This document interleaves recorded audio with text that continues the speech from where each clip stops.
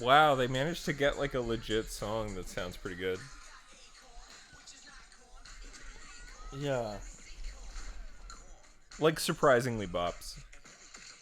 I'm not gonna say it's great, but it's better than anything I could fucking make. It for an original song, it's For a not bad. commercial, yeah. Yeah. I'd rather hear something like this a million times over. Then more orchestral bullshit. You know, like, oh, let me do a cover of like a 90s alternative song, but now it's a woman and it's very slow and breathy. Yeah, I mean, I like those, so personally I disagree, but... I like the one Lord did for Assassin's Creed Unity. You remember that trailer? You mean for Hunger Games? Did they also use that in Hunger Games? I mean, the Lord one was made for Hunger Games. She actually was in charge of the soundtracks for those movies. Really? Yeah, it was for Catching Fire. She did the... If you're thinking of Everybody... Yes, by Tears for Fears, but covered by Lord. Every Tears for Fears song, by the way, you can do a sad version of, and it's great. Yeah, it's better, actually. Yeah, like, they're all sad. Like, fucking Mad World. It was Tears for Fears. Yeah. Like, no, wait. Yeah. Oh, yeah, it was Matt. Yeah, then Gary Jules did it. Then Gary Jules did it for the Gears of War commercial, and the Gears of War commercial is probably the best thing in the franchise. If you actually look up Everybody Wants to Rule the World by Lord, you get, like, an extended version, a lyrics thing. Oh, actually, wait, there's a Hunger Games thing. And then a slowed down with a reverb, and I'm like, why? And then Assassin's Creed is mentioned. Okay, so it was... So they probably, like... She made it for Hunger Games, and then Ubisoft was like, can we also license this track? And Lionsgate was like, sure. Or, yeah, Lord was just like, fucking take it. And Ubisoft was like, great. We can support this public feminist and then have a culture of sexual harassment. Years. She did, like, in between... Well, on purpose. Yeah, in between melodrama. I mean, she did a lot of producing, I think. Well, she was... When fucking that song that came out... This new one, Solar Power. No, but her first huge song. Oh, Royals. She was like 17. She was 16. 16. She was 16 and then fucked off. That was like 2013. Yeah. And she fucked off for 8 years. Well, no, she did another album after that. Did she? Yeah, she did Melodrama. Was her second album. Oh, you know what? You're right. And also, now that I think about it, what does she know? What? The content of the song Royals? What does she know? She was 16. I mean, it's a song about being like kind of poor and as an outsider. But it's about going on to like parties and stuff. You know what? Never mind. I partied when I was 16. Yeah, she talks about drinking alcohol on the train. Yeah, that's like. And also, she's from New Zealand, where I'm sure a cop would just be like, "Hey, brown bag it." Yeah. Or a cop will be like, "Hey." Oh no, she disappeared. She's every 4 years she puts out like an album. Yeah, so she put out an album when she was 16. Yep. When she was... Oh no, she was 17. Yep. Then an album when she was 21. Mm-hmm. And then an album now where she is 25. She was born in 1996. So she's going to turns 25 this year. Her birthday is in November. Excuse me. I'm on her Wikipedia page. I don't just know these things. I like Lorde though. I think she's great. I like her too. She did the Billie Eilish thing before Billie Eilish. Yeah. And Billie Eilish is great. The difference is that Lorde doesn't have big booba. Yeah, but you know, Small Booba was popular at the time. Small Booba is always popular. There was some dude came up with like some fucking way of asking, like, some guy's like, which is better, big booba or small booba? And he's like, if you have $30 in bills, and you have it, and then you have $30 in like small coins, they have the same value. It's just that one is more. Yeah.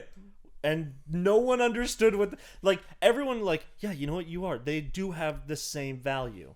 Mm-hmm. Big boob, small boob, all valuable. Yeah. They are all important. But then everyone's just like, but one is more. So therefore is better. Yeah. Yeah. I agree. I'm pro big boob. I'm pro small boob. I'm pro everything in the middle. I'm pro big butt. I'm pro medium butt.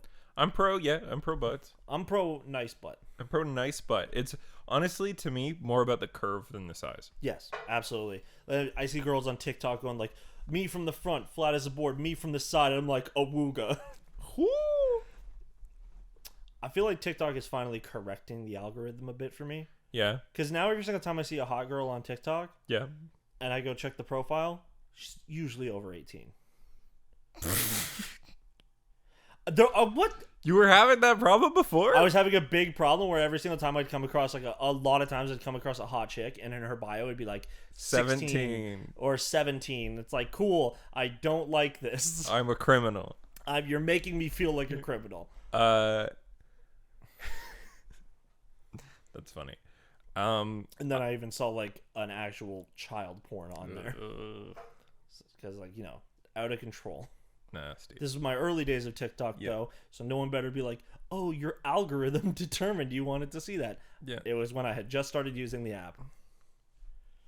So it's just also, if the algorithm determines that, then, like, that means they're allowing it. Fault. If the algorithm said, you really like underage girls, don't you? Yeah.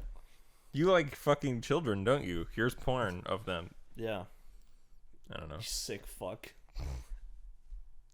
Unless you were screaming the word loli around your phone a lot, and then you got that, and then it's like, well, you've asked for it. Practically never. Yeah. I don't know. Do you have any? No. I'm like trying to think of something funny to say. We've just been talking. This was funny to say. Was it? We could leave it in. Okay, my favorite thing on TikTok is that all the hot girls that I follow are also communists. Yeah, I don't do that because communists are stupid. You're dumb. Communists are actual dumb people because they're sharing all their brain cells with the idiots. They want an even split. I don't know. I like it. I'm happy. We stan it. I don't. You know who I stan? Who do you stan? My boy Ben Shapiro. And my other favorite man, Jordan Peterson.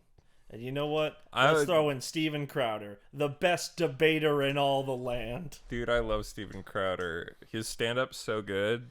Yeah, that's totally why he has a podcast. Yeah. Because everyone knows when your stand-up is doing when your stand-up's doing great, that's when you start a podcast. That's when you start a podcast. That's why hacks like John Mulaney and Bo Burnham don't have podcasts. Yeah. I couldn't think of any other stand-ups. That don't have podcasts? Kumail Nanjiani. No, he's had many podcasts. He had the Indoor Kids, and I think he had X-Files one as well. Yeah. Yeah. But also, stand-up's not that great. Yeah. He's funny. He's a better comedic actor. Yeah. He's great whenever he acts, but... Does Chris D'Elia have a podcast? He seems like the type. He did have a podcast. He 100% seemed like the type, because every show Chris D'Elia showed up in for a stand-up thing, when I watched a lot of stand-up at one point. I think he had a podcast with Brian Callen. Oh. But every time I'd seen him in, like, any show where they had stand-up comedians come on, and Chris D'Elia was on, I was like, first of all, this guy's fucking ugly, which is just a fact. You don't have to be that mean. If I said that about a woman, you'd be pretty upset. I mean... But it's different because he's ugly. Yeah. And also... So is Amy Schumer. Also, he's a bad person. Well, yeah. Amy Schumer is not that ugly. Yeah, but neither... It's just because you're not attracted to Chris D'Elia doesn't mean he's ugly. Chris D'Elia's got fucking eyes. Why are you defending a groomer, dude? I just feel like fighting with you right now. The man's got his eyes too far apart. I mean, he looks like he wants to fuck kids. Wow. So what if there's a man out there who just happens to have wide-set eyes? I mean, don't. Get good. You're saying that dude fucks kids. Plastic surgery exists. I don't think you can move your eyes in that much. You might be able to. I think you can adjust them slightly, but I don't think you could actually... Because it's your skull. I mean, I'm sure if you pay enough money, you could get some kind of so done. Here's how to fix your problems. And not just have one guy stop calling people with wide-set eyes a pedophile. It's not just that his eyes are wide. He's ugly for many reasons. It's just that's one of the reasons.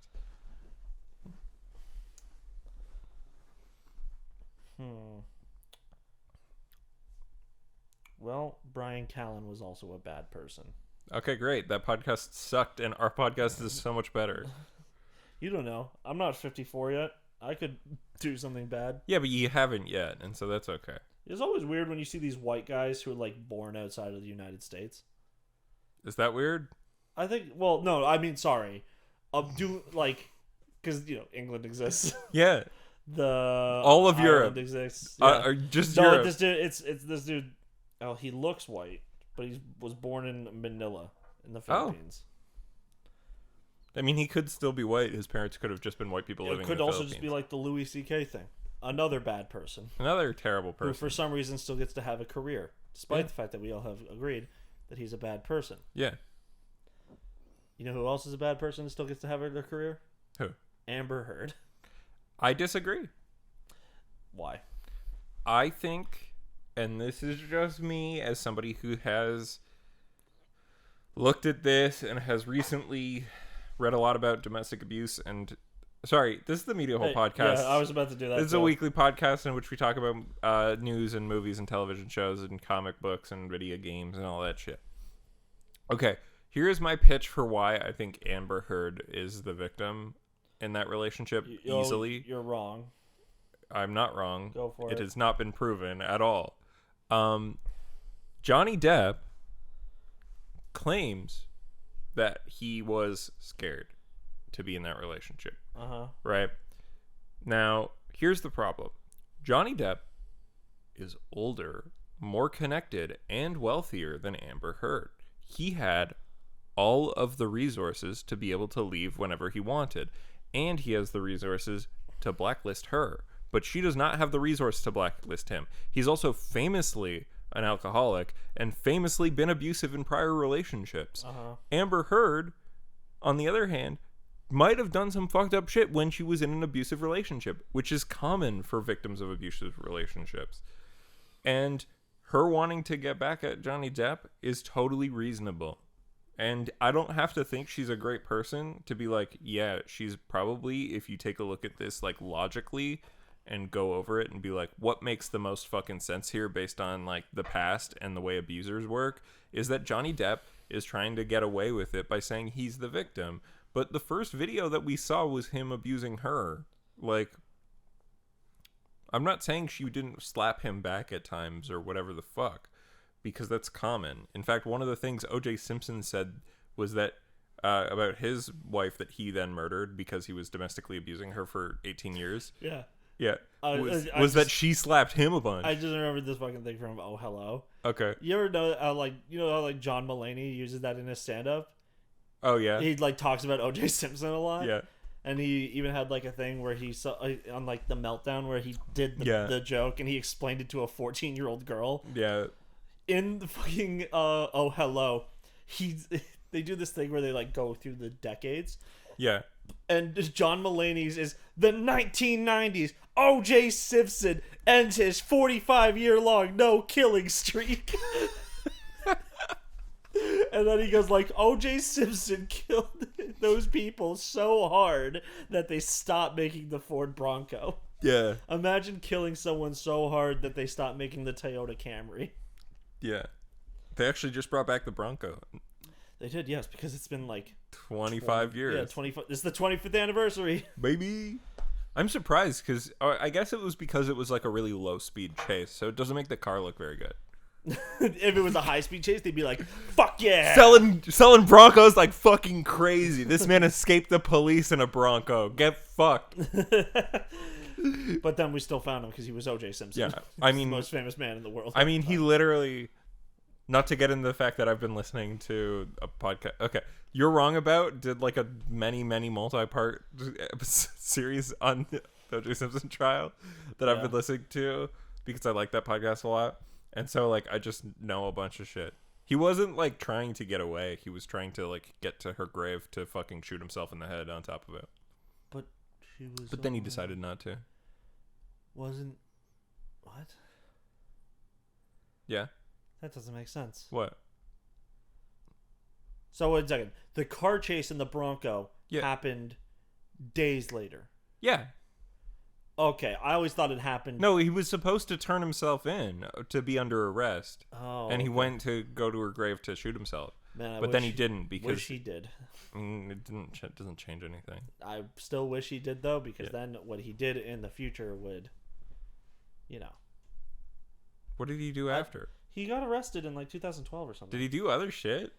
Yeah, he did go to prison eventually for something. Oh, for like tax fraud. No, it was something else. He's 74. Jesus. Yeah, I mean, he was like a football player in the 70s. In 2007, Simpson was arrested in Las Vegas and charged with the felonies of armed robbery and kidnapping. Oh, wow. Holy shit. In 2008, he was convicted and sentenced to 33 years imprisonment with a minimum of 9 years without parole. He served his sentence at the Lovelock Correctional Center near Lovelock, Nevada.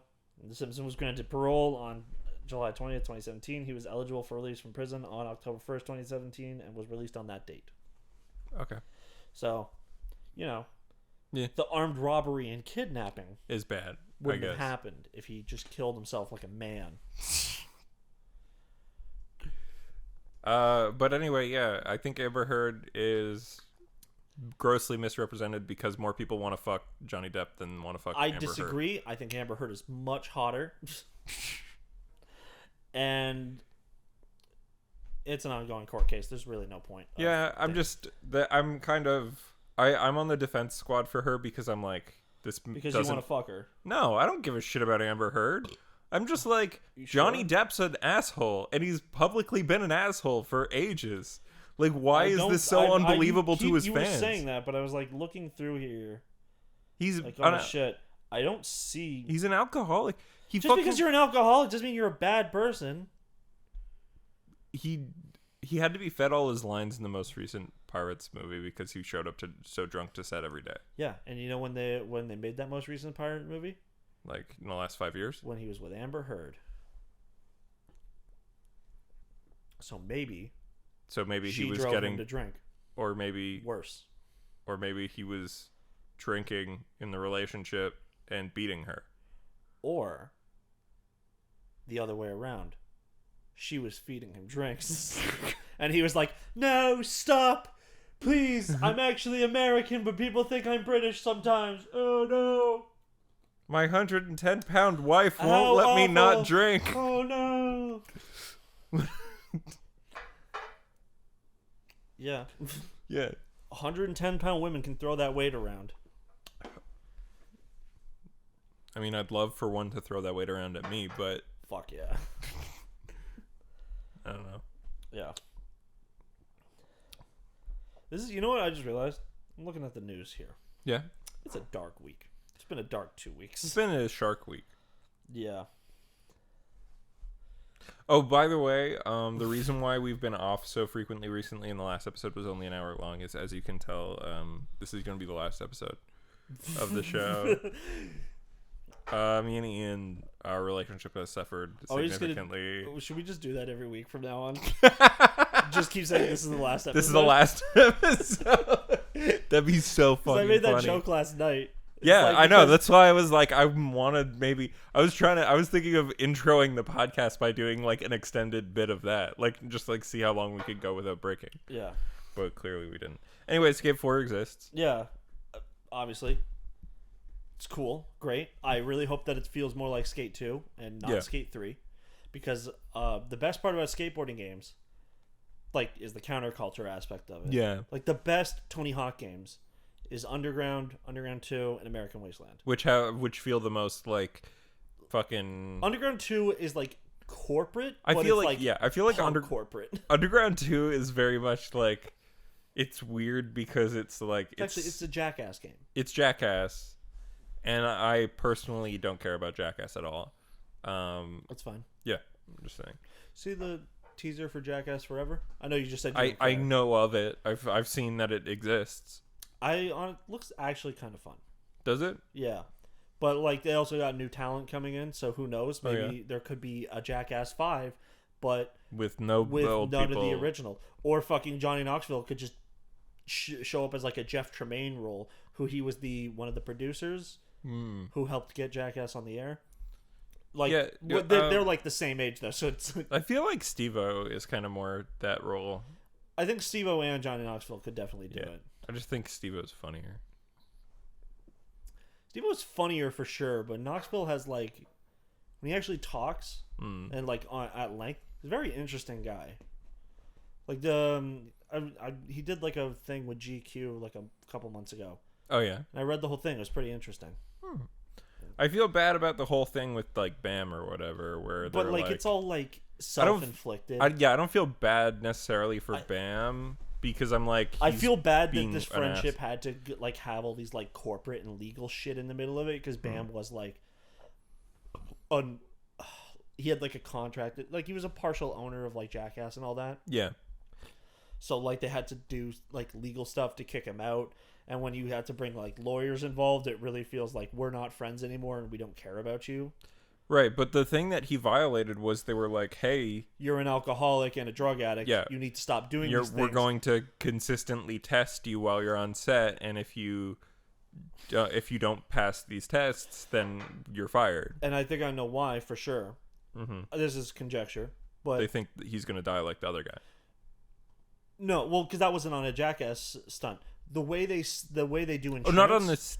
I'm not saying on the stunt. They think he's going to die from his drug and alcohol. Yeah, but I'm saying the reason why they had to remove him from the movie as well is that Johnny Knoxville talked about how the way they insure the movies is they don't insure like the whole thing because that would be way too expensive.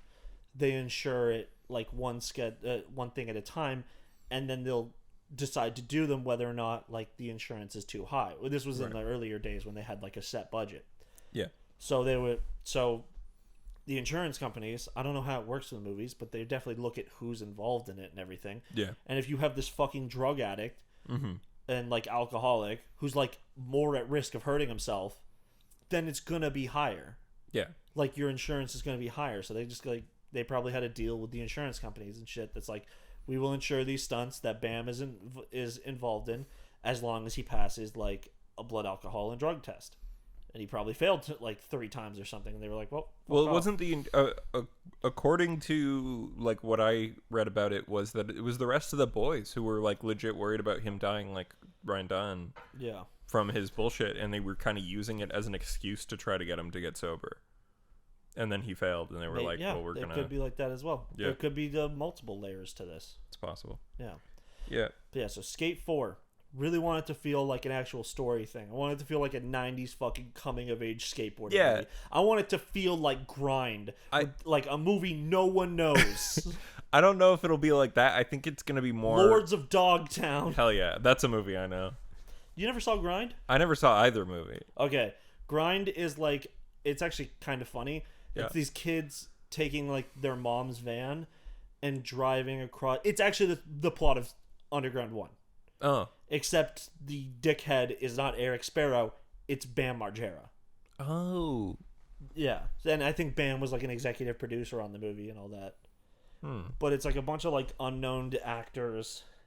There's like bits in the movie. They do like some shitty thing. Because they're all poor kids. They go into like fake Wendy's and fake McDonald's. And he like pulls out like a gross fucking like receipt out of the trash, and he just walks up with it. He's like, hey, I never got my food. And then they just make it for him and give it to him anyways. Nice. Hey, so to talk more about shit, bad shit, Blizzard is bad.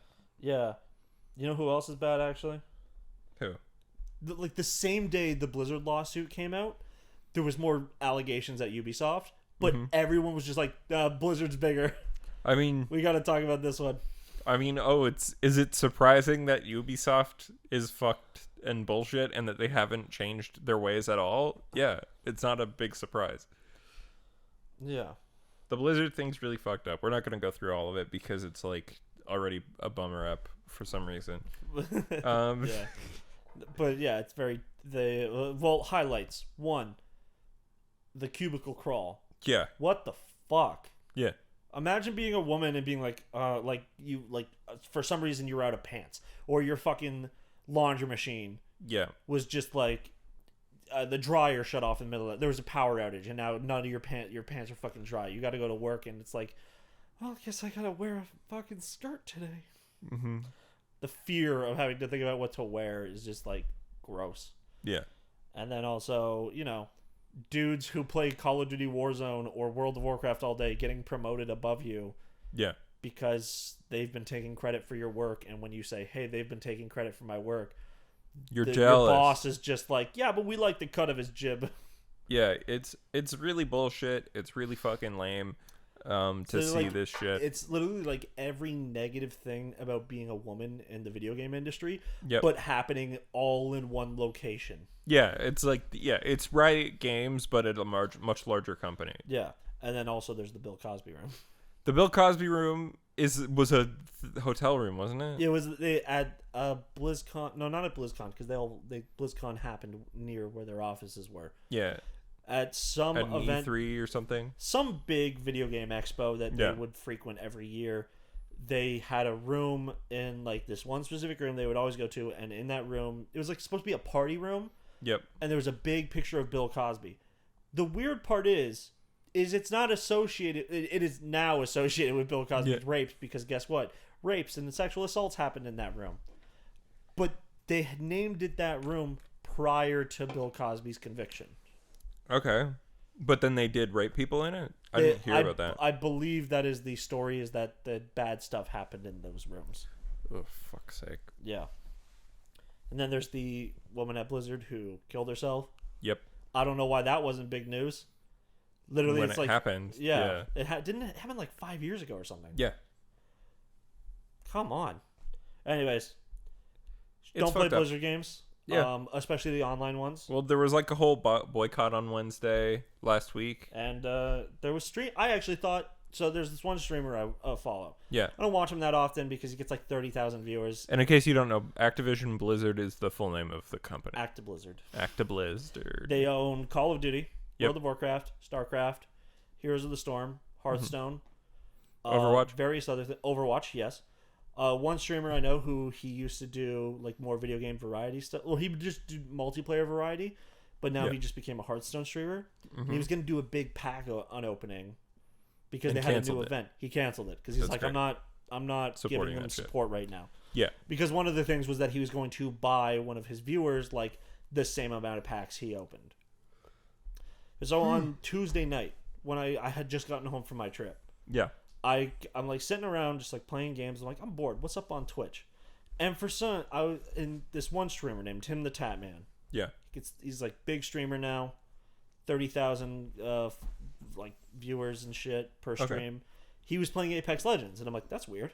Tim doesn't play Apex Legends. Because of the Blizzard thing, he stopped playing Warzone. Exactly. So that's what I thought. And he was playing with two other guys, and one of those guys he was playing with was another streamer named Nick Merckx. Yeah. Who, the next day, out of curiosity, while the boycott was happening, well, the specific walkout, I was like, I'm gonna go see how many people are watching Warzone. Like, what if I want to see if it's like a substantial drop? Fucking 83,000 people were still watching. It was the fifth highest watched game. It's usually the first or second, so there was a drop. Okay. But this fucking guy was still playing the game. That sucks, man. Yeah. Yeah, like, respect walkouts, respect strikes. Fucking, they need to unionize. So here's the elements of the Blizzard thing that is a little less big news because it came in the time since. Yeah. Is number one, Activision-Blizzard, when they were trying to, sort shit out with their staff, they announced that they would hire this consulting company.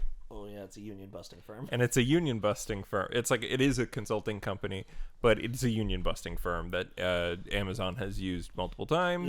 So their intention is not to fix the They're higher not trying ups, to fix it's the to problem. remove the whistleblowers. Yeah, it's remove the whistleblowers. It's remind people not to fucking unionize, that they don't deserve control, they don't deserve their fair share, and they don't deserve any say, which is fucked up. And then of course the thing at top is Bobby Kotick or whatever the fuck his name is. Fucking Kotick. He publicly made a statement saying that they'd try to get better, which is funny because Bobby Kotick is on fucking Epstein's flight logs. Yeah. Also, that's the first thing every single one of them says. Yeah. Also, the thing with the Cosby room. Yep. The CEO of Riot Games was in that room. Oh. In the picture that when they were showing the picture, there's a bald guy in like the bottom left corner. It's Greg Morey, who is the any room he's in, isn't a good one. Yeah. So yeah, Fuck Blizzard. Fuck Activision. Wait, is it Greg Street? It is Greg Street. Greg Street. Okay. Yeah. Well, fuck that guy. He is the lead game designer at Riot Games. Okay, I'm going to take this Tokyo Olympics thing out because fuck it. We can talk about other Tokyo Olympics things that just also suck. Okay, the fucking weird bed thing. That was funny. Man, there were some great TikToks that. That's great. Like because they were like the Olympic Village. In case you don't know this thing, because this thing's like an internet thing that everybody knows, but also like it's an internet thing, but like everyone, like modern like millennials and Gen Z know this fact. Yeah. They don't want you do not want Gen X and boomers to know this. Yeah. Because that means the Olympic Village is horny. Is a fuck farm. Yeah. Like it's nonstop fuckville. Imagine because you get all the fucking most athletic people in a building together, living together. Of course they're all gonna fuck. Imagine if you're like a 10 from where you are. If you're all 10s. Then you go inside of this place where everyone is so hot and beautiful that you feel like a 7. Yeah. But they're looking at you thinking the exact same thing. Everyone's going to shoot their shot. It's 10 out of 10ville. They're like all It's 18. fuck mountain. Yeah. Like, yeah, they all just fuck. But at Tokyo, because they don't, it's Japan. Because they're very conservative. But also because they don't want to spread COVID. Allegedly. Allegedly. That was the official reason. It's like, why would a bed spread COVID?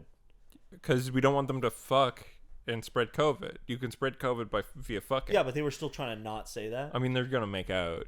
If they can't fuck, they're gonna make out. First of all, you're an Olympian. You can fuck somebody against the wall. Oh, like imagine if you're like a fucking gymnast or the floor, and you're gonna go fuck like a bodybuilder. It's like there's no issue. Yeah, yeah. You're gonna fuck on the wall, or you're gonna fuck on the floor, or you can do some crazy shit because you're all jacked people. Use the bed sheets to make fucking ties. There is like no. There is no person at the Olympics who isn't like in shape. Also, the idea that you could make a fuck-proof bed is stupid. Yeah. Oh no, the bed broke. Oh, I railed you so hard we broke the bed. That somehow makes me not want to have sex. That makes me not want to keep going. Yeah. You just what are they gonna? They can't make it a crime. Hey, my bed broke. How? I was sleeping in it, and I guess I weigh too much. Yeah. Well, it's supposed to support up to 90 kilograms.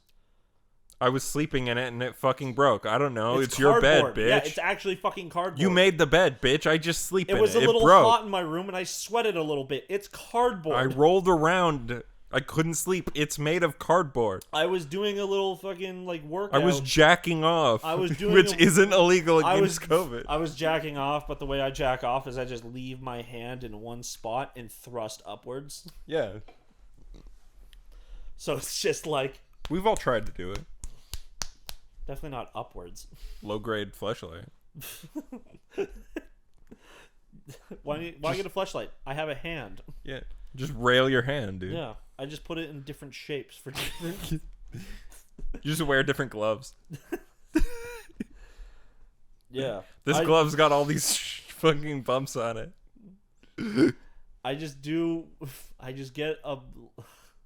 I get a latex glove. Yeah. I fill it with lotion. Mm-hmm. And then I wrap it with... And then I hold on to 2 sponges and just... Yeah. Yeah. Redneck fleshlight. Yeah.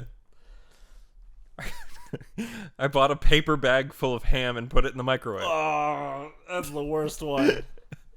I got a warm watermelon. But the actual bad thing about the Tokyo Olympics is that some people are pulling out for various reasons.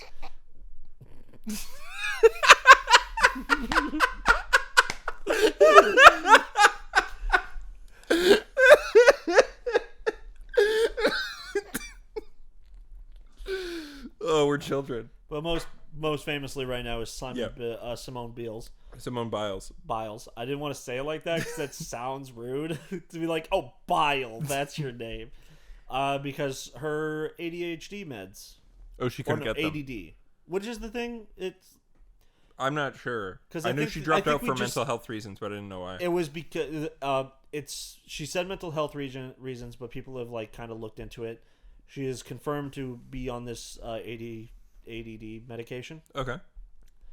And that medication is banned In Japan. In the Olympics. In the Olympics. So this is an Olympic Committee issue. Yeah, and we because also... it's considered it's a drug. I assume it would... Maybe it just would give a false flag on drug tests or something. So or they would count, like, the increased level of focus as some kind of cheat. But then the drug that it is does not actually do that. I mean, or they maybe thought that all those years ago. You mean the drug doesn't increase a lot of? I don't know. That's how Adderall works. Is it makes you like?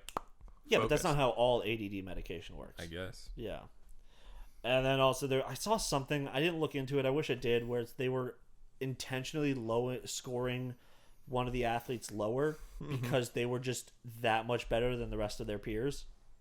That's fucking lame. Yeah, it's like, shut the fuck up. Oh, it'll make them feel bad if your score is so much higher. And it's like, yeah, they should. We didn't put weights on Usain Bolt. The Olympics are bullshit and dumb and They're probably stupid. shouldn't exist. Well, they should definitely super fucking change. And also, just have it be in one central location and use the same fucking stadium every year. Yeah, put it near Mount Olympus that it's named after. Sick. Actually, that would be sick. Right? Or put it in, like, Switzerland. Yeah. I mean, Greece needs something. Come on. You know what? You're right. But here's the thing. If you put it in Switzerland, Summer and Winter Olympics, done. Every 2 years, you just do maintenance on the stadium. Just go back to the Montreal Stadium that's just completely fucked up because, like, every city that the Olympics goes to gets completely fucked up by the Olympics. I don't know why anyone would take it. Like, because literally they've confirmed that the city is left worse. Yeah. It's the Olympics and the World Cup. Wherever they take place, like, the because city gets completely build like a new stadium for some fucking reason. The World Cup needs to build like 8 stadiums every fucking time it happens. It's so dumb. It's one of ridiculous. those stadiums in somewhere in South America. I'm sorry, I don't remember what country. There's a stadium that they built out in the middle of fucking nowhere, and now they park buses in it all year round, and the city is in debt that it's never going to be able to fucking. Like, they still haven't finished paying for that stadium in Montreal.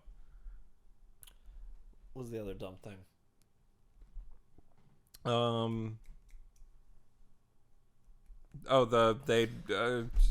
Women's beach volleyball pants. Oh, yeah. You have to Not wear even bikini pants. bras and sports. You have to wear bikini pants and like a sports bra where the men are just wearing whatever they want. Yeah, you can't wear a one piece and you can't wear longer. It's also shorts. it's actually the same with every sport. It's just that the volleyball team is the one going like, we have to dive and jump around. I think we want to be fucking covered. A little bit more. Yeah. At least. But then the Olympics is like, but I want to be able to jack off to it. Hey, let me tell you. Which, if you're jacking off to women's beach volleyball, you're some kind of fucking sicko. All right, 1 second. You don't have to come at me that hard. But actually, if you can't appreciate people in workout equipment, like athletic, like, you know, the tight shit, yeah, then you're a bitch. Yeah. It's hot. Yeah. It's a good thing. Also, it just shows an overall disrespect for women's sports that has always been pervasive throughout the sports community. Yeah. Even though, like, if you look at hockey, like, Team Canada, the women do way better than Team Canada, the men. Well, it's also the women, like the women's soccer here. Yep. I can't remember what it's called because there's like they're in a league, but I don't know. But they do very well, and their games are more. Women's soccer is like men's hockey. Mm-hmm. Men's hockey in the 90s, where like they'll get full on kicked in the face and keep playing. Where like hockey players would take a puck in the mouth and spit out some teeth right on the ice and be like, "Keep going, I'm good." Yeah. They're hardcore, but men's soccer is filled with a bunch of fucking dicks. Yeah. Well, it's because Europeans play it. Yeah. I'm sure hockey in Europe is pretty cool. Eastern Europe? Sure.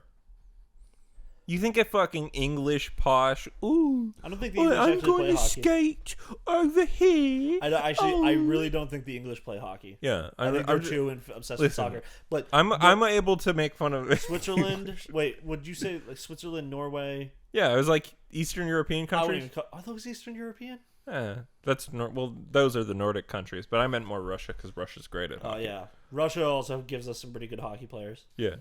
We just steal them. I'm just saying, imagine a fucking Englishman playing hockey. Well, like how we make fun of Englishmen. I mean, that's pretty apt. Like, But if they you look threw- at any sport the English play, it's all like, oh, don't break the rules, or I can't get a little dirty. Oi. Sure. People from England need to be taken down a peg every once in a while. Always. Yeah. They deserve it. Did you see that on the BBC? They refer to Chile as like a small South American country. It's bigger than the British Isles. It's bigger. It's so big it stretches. If you put it at the tip of the United Kingdom, Yeah. it goes all the way down to like Nigeria. Holy shit. Okay, that's much bigger than I thought Chile. I think it's Chile, actually, is how you're supposed to say it. Oh wait, okay, wait. You know what? Because it starts around the center. You know how South America's like a this shape. Yeah. It juts out like that. Yeah. It starts like here and goes all the way down to the tip. Yeah. So it is It's huge. 2/3 of South America. It's fucking massive. It's 2/3 of a continent. Yeah. England isn't even like 1/8 of Yeah. Europe. Yeah. Shut the fuck up, England. Shut the fuck up, England. You know what my mom tried to claim? What? That England is 80% brown people. That's untrue. It's literally not. It's because my mother has not been back to England since she was 6. So for like 54 years.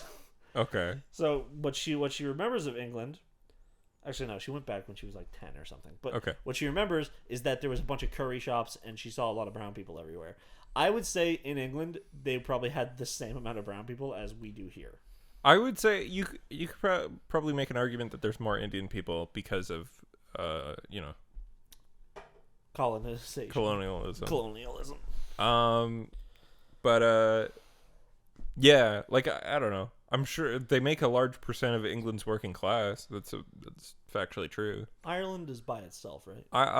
So there's Northern Ireland, which is part of the UK, Yeah. and there's Ireland, which is its own country that's in the EU. Okay.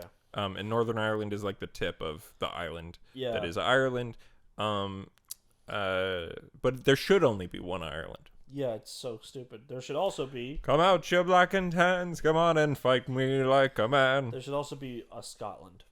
Yes. So, where's Wales? Wales is somewhere in there. It's Wales small. is pretty small. Yeah. But Scotland is the northern tip. Yeah, Scotland being independent from England, I think Scotland they've not had it as bad as Ireland did. So I don't know what Scotland thinks. I know that Irish people want Ireland to be one country again, mostly. Yeah.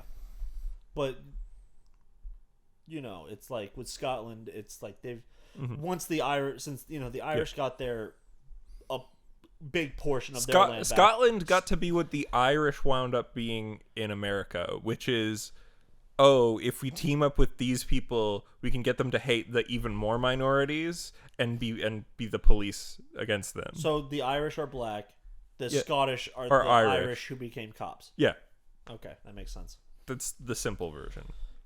They should all be separate countries and but have some sort of union. Sure. Yeah, you mean like but the European Union? Like a smaller union within inside the union because they're so close together. Yeah, I mean, I think they could all function within the European Union because the European Union's quite good. I'm not saying that they shouldn't be in the European Union. Everyone in Europe should be in the European Union. Just saying, break up the countries, but then still have them be like close friends, but have money and politics separate. Yeah. Just have them kind of like meet up and be like, "Hey, bro, what's up?" And it's like, "We still got this fucking queen," and they're like, "You should do something about that." Like, we can't for some reason. Yeah, I mean, I don't understand. I think when she dies, we'll probably stop being a royal because she's really popular with like people in general. I think once she dies and Big Ben explodes, we'll probably see Canada probably stop having the queen on shit and like stop. Well, being she could as still be connected to the on monarchy. shit. It's that why put her on any more shit? Yeah, like I think we're gonna probably Is she on one side of every one of our bills? I want to say yes. I'll just fucking take her off some. Leave her on the 20, take her off every other one. I remember it being funny because we had those 10s with that woman who fought for like African American rights in Canada. Yeah.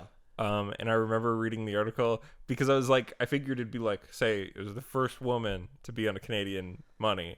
And it's like, oh wait, the queen. So it's like the Like, first Canadian woman to be on any Canadian Disney money. going like the first gay person in The one first of our gay person. Disney's first openly gay character. It's like Disney. This is the 7th week in a row you've shown your first openly gay character. That's funny. No, but absolutely. Let's leave her on the 20. Yeah. But then whoever was on. Did we take the guy who was off of the 10 for other reasons, or did we just decide that he wasn't important enough? That's a good question. I think we could take more of our people off of money. Okay, well, because I know John A. McDonald wasn't great. Real bad dude. But you should still recognize that he made it illegal to be Chinese. That he was one of the founding fathers of Canada. Like George Washington wasn't great either, but you still got to be like, he was there at the beginning. Yeah, sure. I'm not saying he wasn't there. I'm saying we probably shouldn't have him on the money. We can have him on one thing. I mean, he's already in the history books as being the guy who founded Canada. Yeah, but also just give him the one. Give him Maybe the $5 bill. Give him the penny. Here, on one side of the 20, Queen Elizabeth.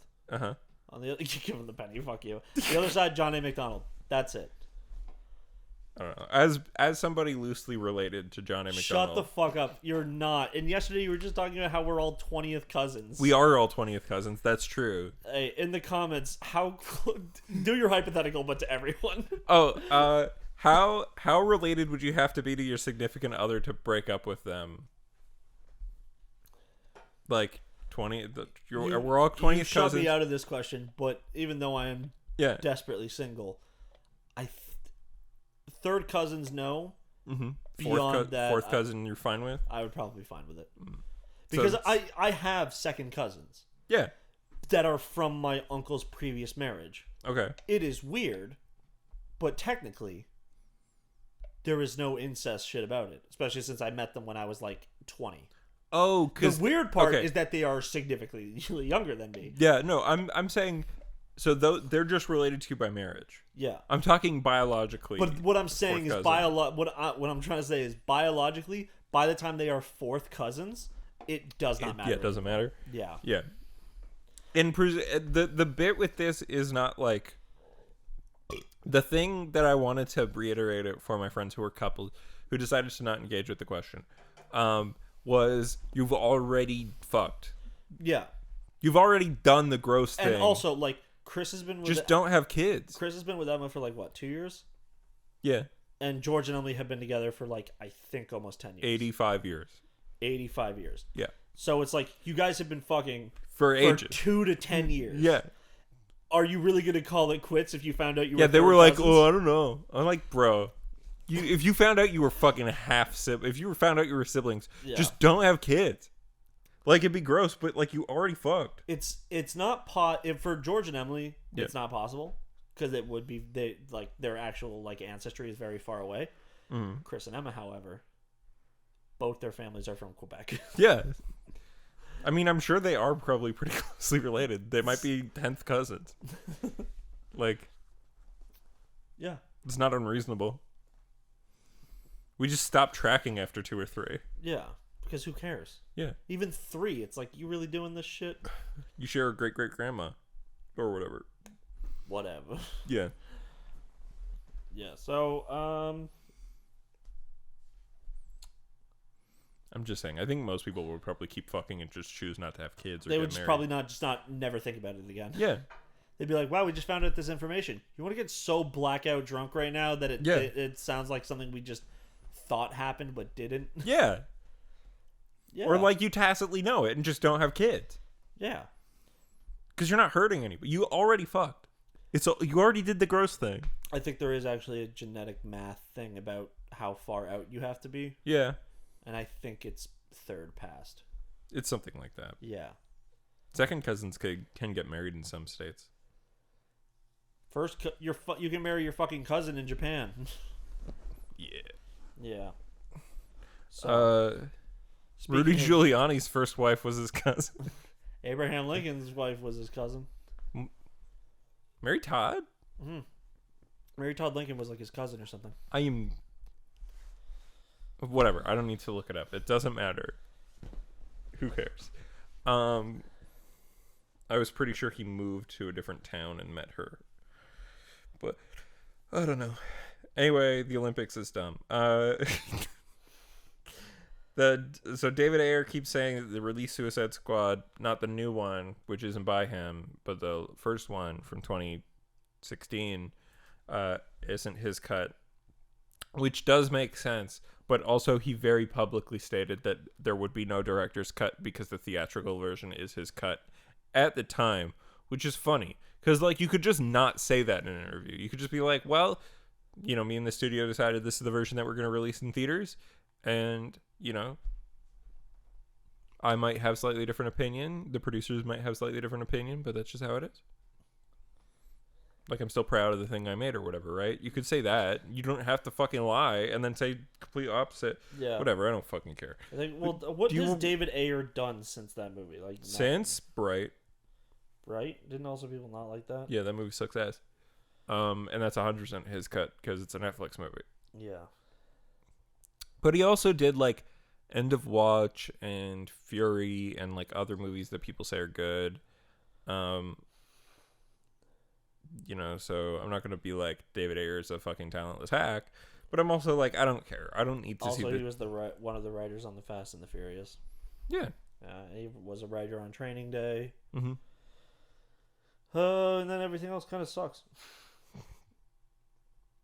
Well, Fury's supposed to be pretty good, isn't it? I don't know. It's a war movie. Yeah. There's only 2 good ones. No, I watched it. I did want to watch it initially. Yeah. And then I was watching it because we did a family thing and it was like hungover. So and we were, like my whole family was because we like got fucked up the night before. Obviously, that's how you get hungover. Mm-hmm. And I was just sitting down and it was on TV and I was like watching it and I was like, I'm fucking bored. It's a very gray movie. Yeah. Like, you know how, but like Inglourious Bastards is very gray, but then there's like sparks, like big. Right, and also the movie's kind of like ridiculous at points. And it's fun. Yeah. This is just like very gray, very dark, and just like horrible. Okay. And Shia LaBeouf is there, who is also a bad person now. Okay. I would say that Shia LaBeouf is probably the most believable person to be there because movies keep trying to tell us that everybody who fought in World War II was like 40. What? Like Brad Pitt is in that movie as a soldier, and it's like, yeah, he's like their commanding officer, right? But like, he wouldn't be there. That would be a 25-year-old. I see what you're saying. Like, it's 17-year-olds that were fighting. Yeah, no. So, but then there's like one moment where they, because you know they're the good guys. Mm-hmm. They're fucking save the cat moment. They like walk in and some soldiers are harassing this like woman and her daughter who don't speak like a lot of English. Like, okay. Her daughter speaks like none. Mm-hmm. But then there's like a part where there's a younger guy on the crew. He's like the youngest dude. He's like the newest member with them on their tank crew. And Brad Pitt just walks into the kitchen, is being all polite because all he wants from this like mother, this like 40-year-old woman, is just to make him some eggs. Okay. Because she has a stove. He doesn't want to take over her kitchen. He just hands her some eggs that he had like neatly wrapped up. He's like, I just want like a sunny side up egg. And she's just like, oh God, these are invading Americans. They're going to murder me. So she's like, she goes and does it. But then there's a part later on in the scene where Brad Pitt just says to the kid next to him, he's like, why don't you take her daughter upstairs? Mm-hmm. And then they fuck. But it's so uncomfortable. And it's like, it's definitely supposed to be coming from that perspective of like, these are men in war and these women could be like, these men could die and these women could be casualties at any second. And these are 2 young kids. Go do something that like you can only experience in life. Yeah. But it felt so uncomfortable and was like borderline like, go rape this woman. Yeah, I mean, go consensually rape her. The implications, Nate. Yeah. I mean, the likelihood is that shit happened all the time. But this came from like a guise of it being polite. Oh. And then that was the point where I'm like, this movie just not believable to me anymore. it was one of those like, oh, you're in World War II and you're an American, that means you're an honorable man. So as we know, America has never done bad things in times of war. You're right. And also, especially just not because World War II. I always get flack from some people about this. Yeah. Canada did bad things too. Yeah. When we say America in World War II, you might as well be talking about Canada. I mean, in terms of what the bad things soldiers did. Yeah. What for white individuals, men did to the for indigenous individual populations. soldiers, yeah. I think America nuking 2 populated cities, you probably can't put on us. Oh no, I'm not saying that. Yeah. I'm saying the soldiers. Yeah. Although I think we did more about the bombing of Dresden than America, I don't think, did that. I think that was Britain and Canada. But yeah, I mean, war's bad, and it's a bad thing to do to people. And Whoa, Nathan, people shouldn't have hot power take. over others. Hey, all right, Scarlett Johansson. This is another thing that I saw everybody talking about, and I'm like, this is fucking dumb. I read the thing from her perspective. Yeah. I briefly read what Disney said back. I didn't read Disney's response, but I was like, yeah, she made a deal, and she got a percentage of theater of box office. Her lawyers in the Scarlett Johansson is suing Disney. Yep. Because they released Black Widow simultaneously in theaters and on Disney Plus. Yes. I don't know why they didn't do theaters in America only and then did separate for Canada or something, because that's kind of like how it had to be. Yeah. For us here, because theaters had just opened. They hadn't quite. They were opened opening after. next week. Yeah. Yeah. So, and Disney just like, you know how fucking Twitter is. Yeah. So Scarlett Johansson, or the suit alleges that she has lost $50 million. Yep. Because that's what she should have earned. Well, that's what she was projected to earn, because the box office of the movie was like $300 million. Yeah, but like it was significantly lowered by it being on Disney Plus. But so Disney alleges back in their thing is that she is getting a cut of the streaming revenue as well. That she's gotten like she's still getting her money. It's just not as much, and I think Disney's just trying to now say is the movie is just underperforming. Yeah, it's possible. I would say this, that I'm, as much as I don't care for either party in this, I think Scarlett Johansson's probably right. I think there's some truth to it. Yeah. But also Disney has a timetable of the things they have to get out there. Yeah. So like the movie had to come out. Yeah. Like either it would come right, they can put a movie out and do that because they need to put it out on time, and they can be wrong because they violated an agreement they made. Yes. And then I don't think Disney's in the right here. Yeah. I'm saying I understand why Disney did this. Yeah. I think it's sense making. Scarlett Johansson, get that money, because you're not going to show up in any more of these movies anymore. Yeah. Anyway, so like the fear that you're going to get blacklisted doesn't exist because your character is dead. And you've done everything you want with it. Yeah. So go for it. Get that money. Also, you're Scarlett Johansson. Yeah. You got an Academy Award when you were 17. Yeah. Like you before Zendaya. Yeah. Zendaya. Which one's the one? Zendaya. You were the youngest Academy Award winner. Yeah. So fuck it, go for it, girl. Yeah, dude. Honestly, you could still be friends with your pedophile masters. Disney? No. Disney are also pedophiles, but she was one of the people who, when Harvey Weinstein was being getting in trouble, she was like, I just just don't think he actually did any of those things. I didn't know she said that. That's fucked up. Or maybe it was about Woody Allen. There was a Roman Polanski petition to have him, that a bunch of Hollywood signed, and the only person who has ever recanted their signature was Natalie Portman. Fuck yeah, Natalie. Yeah, I mean, why did you sign in the first place? But thank you. She was like, "Oh, I was convinced that it was bullshit or whatever, because it's what people were telling me in 2007." That makes sense. Yeah. Also, in 2007, she was like 24? Yeah, she was our age. Yeah, I mean, smart enough to know better, but if you're surrounded by Hollywood since you're like 16, well, yeah, you're like, gonna hear their side of the story. You see that all the time, that people in Hollywood are so fucking like insular, disconnected. Yeah.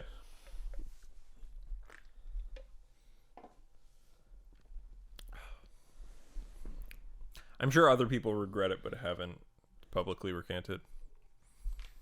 They should. Yeah. I don't know why. I get. Oh man. Bo Burnham's right. Mm-hmm. The pedophilic elite and all that. The pedophilic corporate elite. That is how the world works. I'm surprised. Whatever. I'm not surprised you didn't love Inside, but I liked it a lot. Did you get to the Twitch stream bit? Oh, I watched all of it. Oh, I thought you. No, I went back and I watched the rest because Okay. I wanted to see. Because I said I watched up to Bezos 1. Yeah. And like, great song, Yeah. awesome. But then I wanted to see the final song. Oh yeah. The one where it's like, they say the ocean's rising, like I give a shit. Yeah. That's really good. I hate that they say the whole world's ending, but I thought it already did. Yeah, so like, I just think that Inside has 3 really good songs and a bunch of stuff in between them that I just don't care for. I like pretty much all of it, so I don't care for White Woman's Instagram. I think that song's great. I think it's clever. I just don't care about it. Oh yeah, I like how it's like it like realizes it's making it like realizes that it's targeting like an easy target and then completely subverts to like make you feel bad for even laughing at it. I think that's great. I don't really think it was a Twitch stream. It was more of a React bit. No, no, the game thing when he's crying. Like, yeah. Oh yeah. Oh, this like sucks, but I think it's supposed to, like Death Stranding. Didn't he actually say that? Yeah.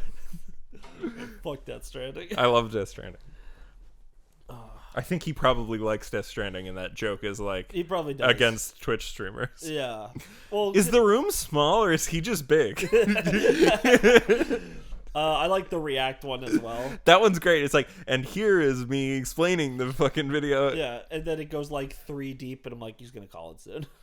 It's so funny though, because it's like it's so like self-aware in like that way where you're like, oh, this poor guy, almost. As soon as like the first one happened, I'm like, I get where this. And then here's me explaining it as if I'm like some genius, and it's like. I do like how he comes, like he starts as like he's really pretentious, and then he comes back around and make fun of himself for being pretentious, and then he comes back around and is like, well, now I'm just pointing it out instead of fixing it, so it's not like I'm like correcting the problem, but I'm showing you that I'm aware of it, but I'm not changing it all. Yeah. It's a fucking great thing. I really liked it. I think like most of the songs are quite good. The only one I didn't love is FaceTime with Your Mom. Yeah. Yeah. But it's fine. It's like they're all catchy though. Like I can still go like. Well, the reason why I fucking went back and started fucking watching it again because they got stuck in your head from TikTok. No, because I kept fucking walking around my house and going, Jeffrey Bezos. Yeah. I was like walking past Ryan. Ryan has now fucking seen it. Yeah. And I just kept saying it. And then he started saying it back to me. And I'm like, I gotta fucking watch it now. And honestly, like by the end though, like it's sad. Like it's really, I think, emotionally well done. Yeah. Like, that Funny Feeling is great. The one that he plays guitar on.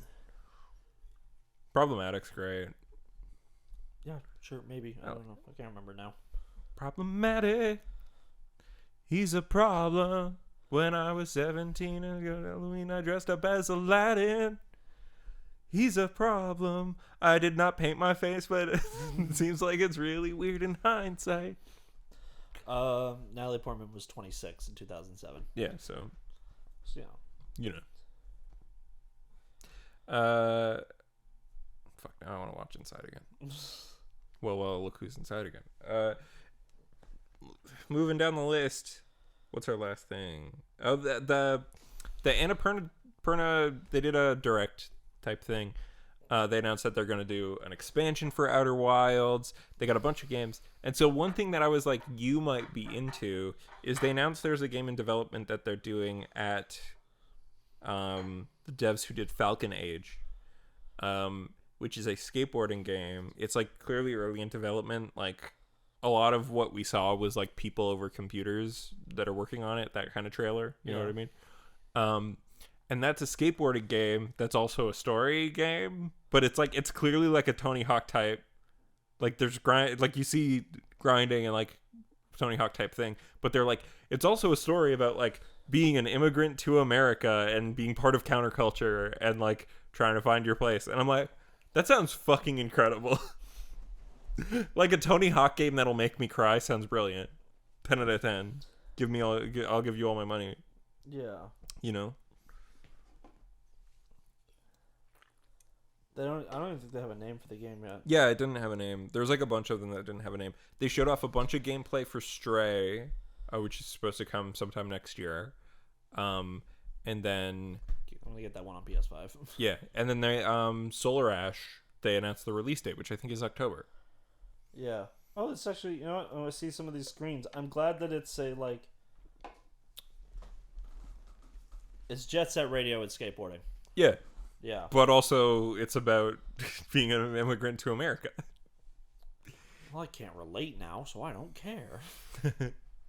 Yes, because every character I see on screen has to be exactly like me. They have to be white, or else I can't empathize. Care. That's why Infamous Second Son is a bad game. They're natives. Or sorry, who the fuck was I talking to? It's Troy Baker, though. I think I was in my Discord last night, and someone called them Indians, and I was like, "You're off by 2." It was in last night because you guys were over last night. Yeah. Night before that. Okay. It was 2 days ago. It's like they're not Indian. You could call them natives, but they should be indigenous people. Yeah. I mean, they're white because they're both voiced by white actors. Yeah. I do like their performances though because I like those two. Yeah. Travis Willingham is great. Sure. I just think it's funny. They're just like Nadine in Uncharted 4. Yeah, and then she went and did it again in The Last of Us 2. Her character in The Last of Us 2 isn't not white. She's white. Who does Laura Bailey play? Oh, she plays Abby. Yeah. Oh, yeah, my bad. Yeah. Apparently it's Druckmann's fault. They didn't even tell Laura Bailey once she got the role that Nadine would be black. Yeah. She probably thought she was a British woman. Yeah. Because she does a British accent. Well, it's a South African accent, isn't it? No, it's kind of like, you know how Chadwick Boseman, when he was like, oh, rip in peace, yeah. Was going to be Black Panther. Yeah. And then when he was first showing up in Civil War, they wanted him to have like a British accent. Yeah. And he said, I know how these go. I'm not going to go and do a movie with Black Panther shit in South Africa and being like, oh, hello. Yeah. Well, everyone else is like, why you talk like that? Yeah. And so, like, he fought for it being South African. Yeah, well, no. Or, okay, he fought for it to be an African voice. Like actual African. I'm talking South African, which is like if Australian was racist.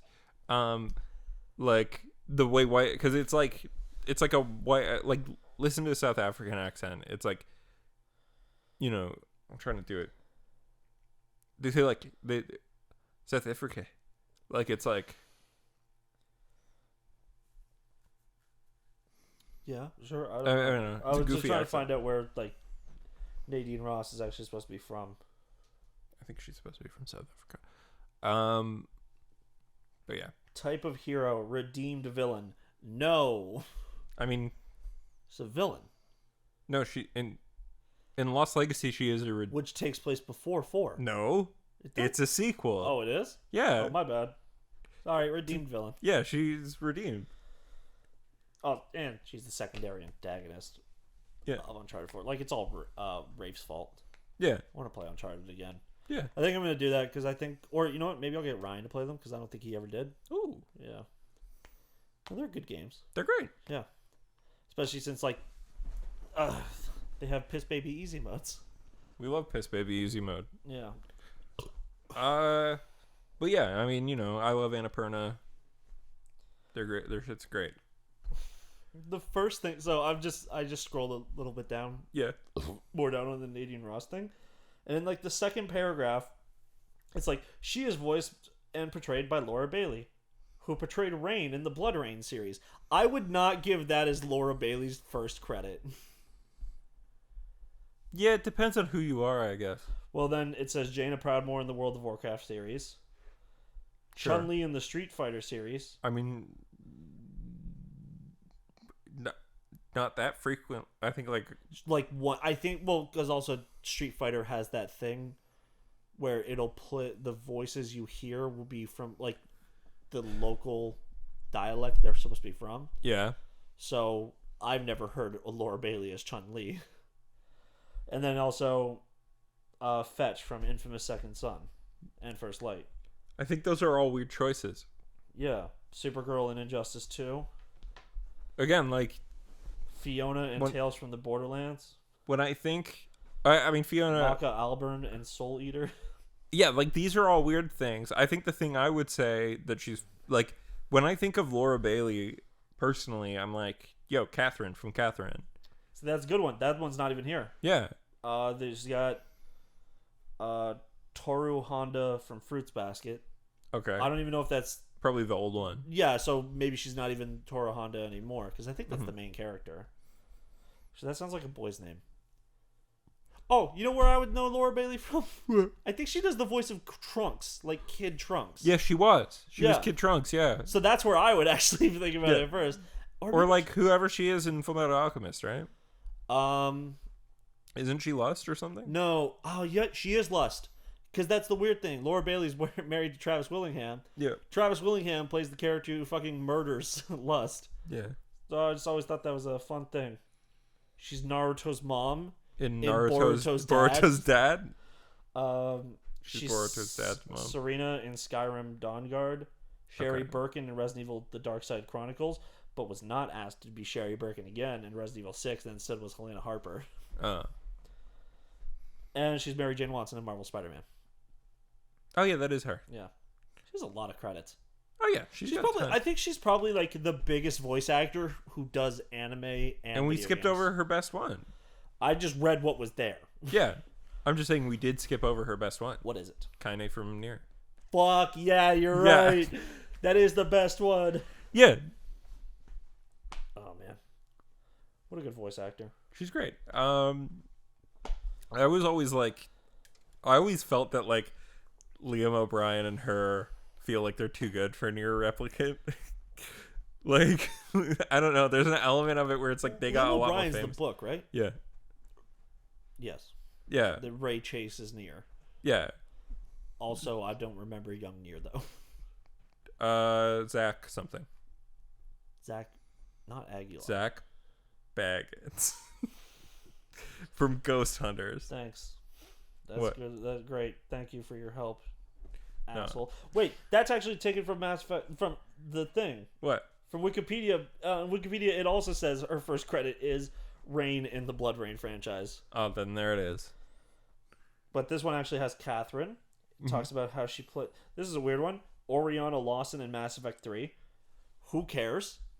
I don't remember that character at all. That's Miranda's younger twin sister. Oh. Who you speak to like once in Mass Effect 3. It's Lucina in Fire Emblem Awakening. Oh, shit. Yeah.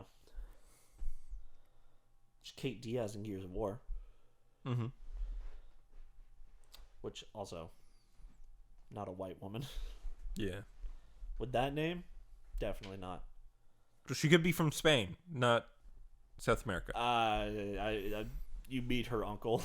Okay. And he is a stereotypical Mexican man. Okay. I brought out my defense. It was a good try. Yeah. Yeah. I made an attempt to defend Gears of War.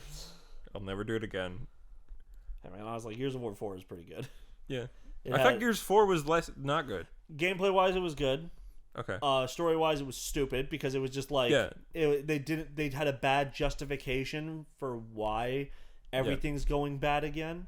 I heard from like Gears 5 was just really good character work. Yeah, like I heard from the ether that people were worried because after Gears 3, like Gears Judgment sucked 8 cocks. Yeah. And then fucking Gears 4, I remember hearing it was almost like it was the Halo 4. And they're like, oh fuck, we hope Gears 5 isn't the Halo 5. of the franchise. Gears 4 has like really smooth controls and like, but it's like there's no weight to the guns anymore. Mm-hmm. But the enemies were still satisfied to like pop and blow up and shit. And then Gears 5 was like still not a lot of weight to the guns, but they added a lot more weightiness to the character. Yeah. And then they had like open world sections. And the story and gameplay is like massive. Like the story and game design is massively improved. Yes. Yeah. But Gears 4 is like the people were like, damn, the series might be dead. Better than Judgment, but it's not better than Gears 2 and 3. Yeah. So, and then Gears 5 is just like, why did you give me an option on who dies? Because obviously it should be Marcus's kid who stays dead. Sure. Well, because Gears 6 is going to come around because there's still more to that story. And like, why, like, it makes, the kid was an asshole and he was a cop. He did a cop thing. He did a military police thing, which was, hey, these people are getting, this crowd is getting a little rowdy. Let's open fire on civilians. Oh yeah, I would kill him too. Yeah. Also because he turned into an asshole. Kate and your other friend, who was originally JD's Marcus's kid's friend, he leaves with you because he's also ashamed of what his friend did, and thinks that it's better to go out and help people outside of the cities. So I don't know. Speaking of helping people outside of a city, Yeah. I played Alba: A Wildlife Adventure the other week. Oh yeah, cool. It's kind of like Pokemon Snap. Ooh. You got Fuck. So what you have to do in the game is like you're just like literally exploring an island openly. You want to take pics of all the animals, but also there's a story because on this island, which had a nature reserve that was fucking devastated by a fire at one point, instead of restoring it, they're gonna build a fucking luxury hotel. And that's shitty. And you gotta fucking fight the power. You fight against capitalism. Woo! And you fight against the government by picking up litter and investigating and helping all the animals and helping people and trying to get them to sign your petition. Neither Wikipedia or that other Wikia entry mentioned that she played Rise either. Yeah, Rise from P4. So like, I feel like Catherine's a more well-known character than Rise. So is the whole point of the game is that you're trying to discover a reason that they just can't, like, are you trying to build like a case of like there's endangered animals on this island, so yeah, you're trying you're personally restoring like the island, like, and helping like with the nature. You're finding like examples of pollution, and you're trying to find rare creatures to be like, hey, you can't build here. But you also, it's nice, it's sweet, it's cute. It's like it's a fun little game. She also played the boss in Saints Row 3. Yeah, I knew that. Yeah. I'm almost done looking through this. Okay. What'd you do this week? Well, across these 2 weeks, I got real bored one night. I was just like sitting down to eat food. I'm like, you know what? I'm just gonna throw on something weird. Yeah. So what we watched, Oh Hello, on Broadway. Yeah. And honestly, I don't even like those characters. From like the first time I ever heard them on like Kroll Show? Comedy Bang Bang. Because all Nick Kroll's characters were on Comedy Bang Bang first. Yeah. Like the fucking podcast. So I didn't like these characters much then. I really liked them in this. Oh yeah. Because it was like a weird, like, you know how people like to do, it's like meta, where it's like they're these characters and there's a layer of like acting where it's like those characters aren't real people, but they're behaving like they are. But then they're doing a play on stage playing fictionalized versions of the fictional characters they are playing. That's funny. And then like there's bits like while they're trying to go through the story where they like keep breaking character. Like, there's a part where John Mulaney is supposed to... They find out that their rent in their apartment is increasing to $2,500 a month. Oh, it's a bit on rent. Well, but they're like, your rent-controlled apartment that you've lived in for, like, 40 years is no longer rent-controlled. And it's now $2,500. Like, what do you mean $2,500? Oh, for a measly 5-bedroom, 3-bath, extra office and living space and kitchen? That's funny. And they were paying like $95 a month before.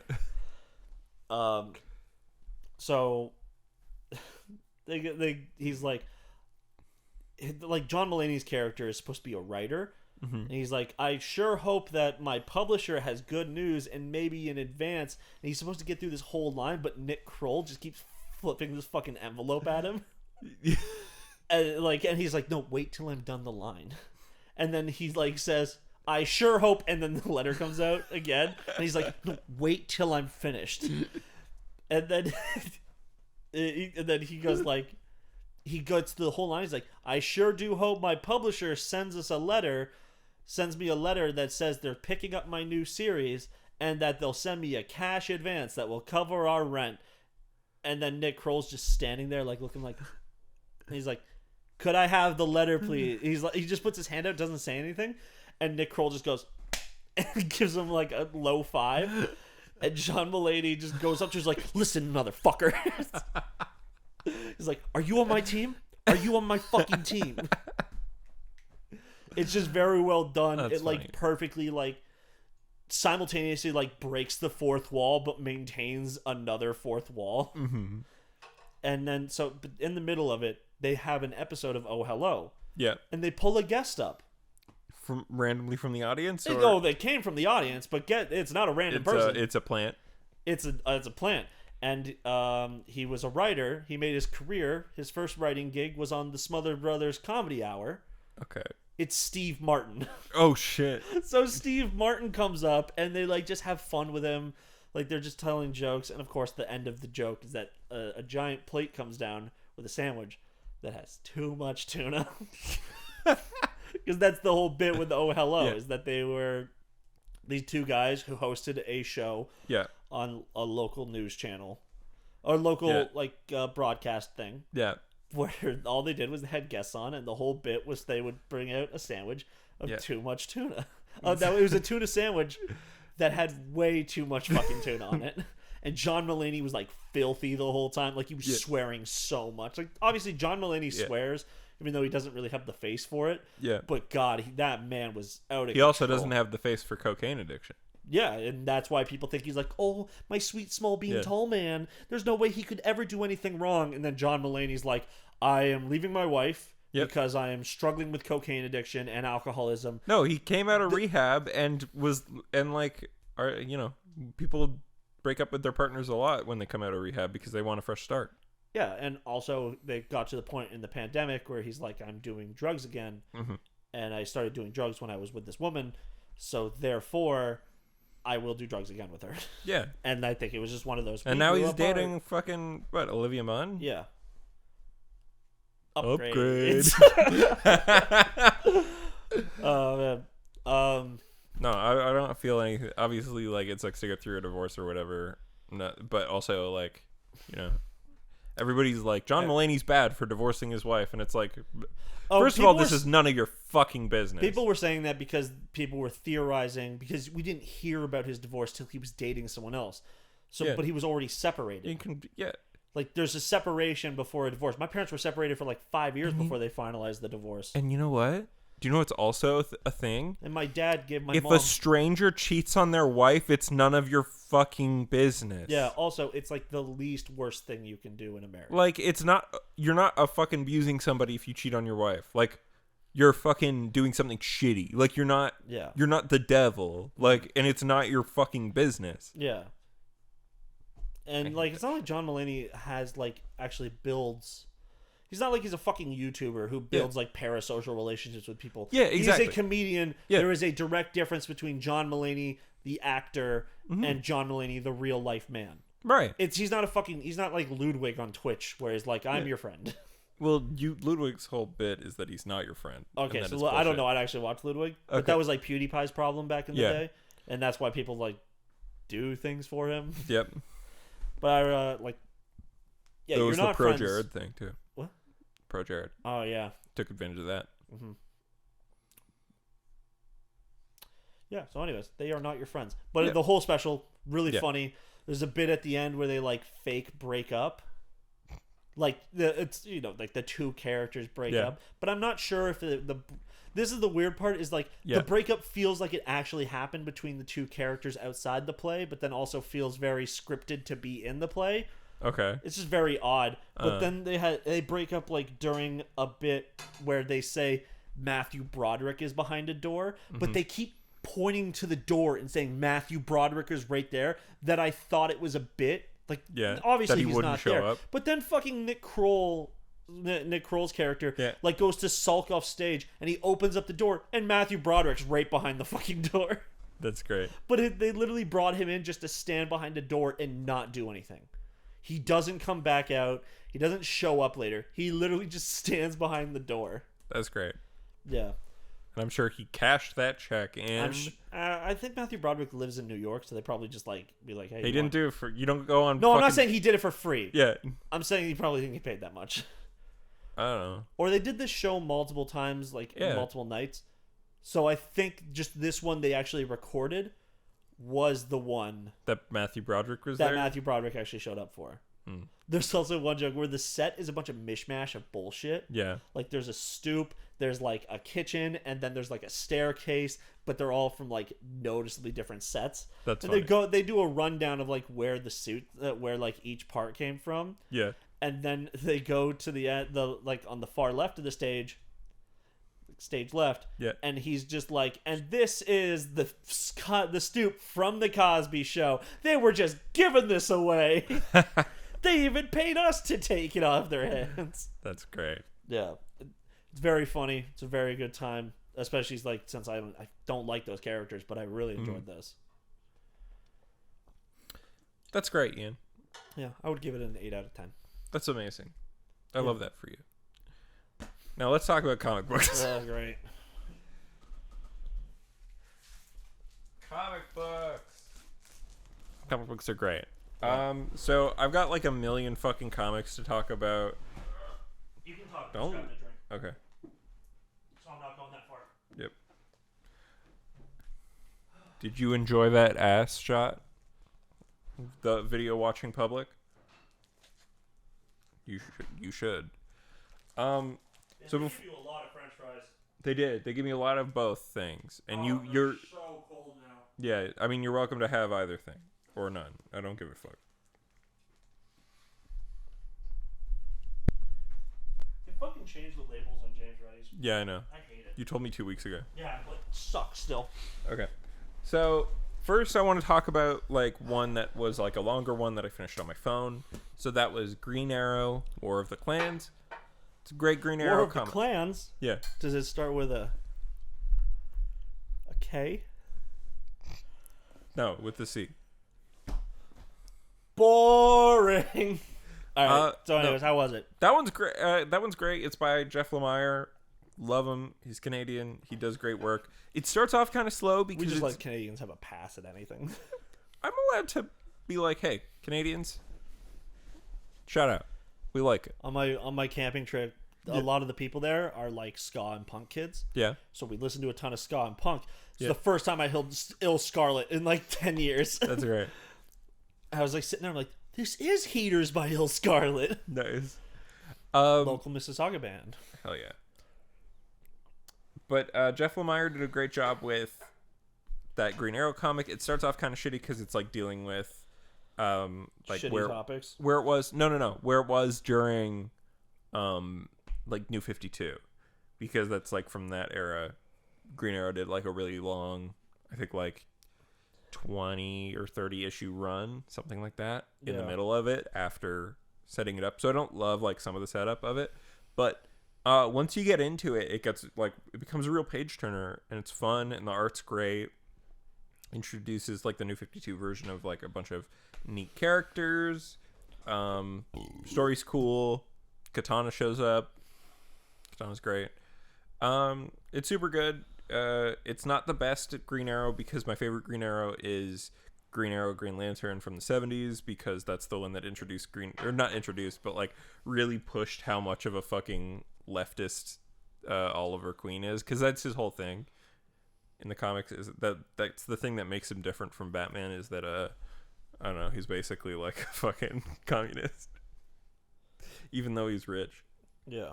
Not quite a communist, but he's like very left wing guy. Socialist. Yeah. He's down to pay more taxes for social programs. Exactly. He became the mayor at one point. Which, remember when we used to watch like Arrow? Yeah. And we thought like that's where that show was gonna go, is he was gonna try and become the mayor. He did try to become the mayor. Did he fail? And then he didn't win, and I was like, why? Why even have this plot line? Because Arrow sucks, that's why. Arrow's so bad. Just stupid. Anyway, let's talk about other comics. So, wait. You know what I just found out? What? Laura Bailey also played Sarada's dad's daughter in Naruto. She plays Sasuke's kid. Oh, and I didn't know that because that fucking ate the show after it ended. Once Naruto became Boruto, bad. That's fair. I mean, people would argue that it was bad long before that. No, they wouldn't. Yeah. People who have never watched the show would. I mean, people who have watched the show also would. Yeah, but you're neither of those. So. I'm not, I'm not even saying it's bad. I've not seen any of it that I could meaningfully remember. Anyway, let's talk about comics. The better version. All right. Where should I start? I'm going to start with this one. So, I like this cover on this. This is Superman, Son of Kal-El #1, written by Tom Taylor. Boom.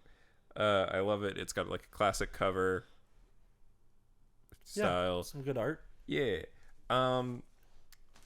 So, tells the story of Jonathan Kent, who you may know as Superman's son.